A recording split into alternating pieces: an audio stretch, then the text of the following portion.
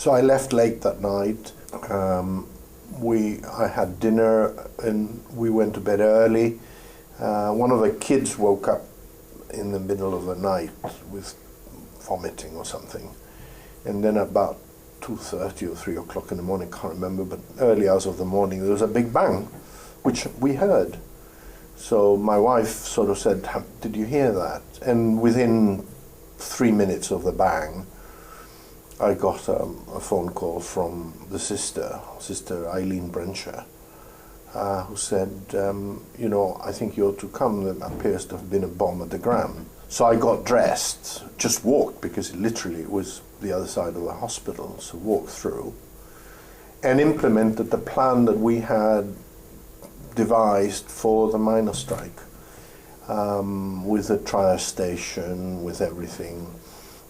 With all the things that we had decided we were going to do, and everything went tremendously smoothly as a result of the foresight that the authorities had of modifying the plan before anything took over.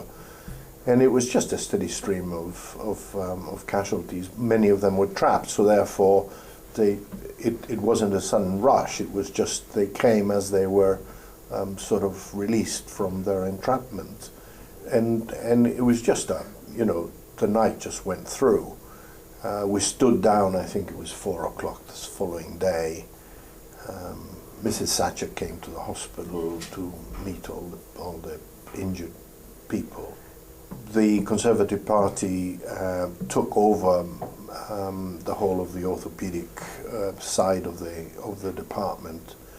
And it was manned constantly by members of the Whips department. My office was taken over by the police, and that was the police control room.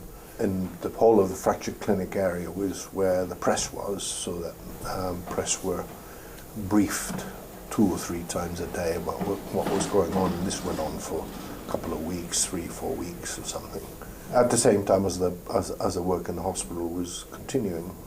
So it was an interesting time. Yeah, very interesting time. But everything went well. So that was my sort of baptism of fire, so to speak. It was exactly 6 weeks after I was appointed.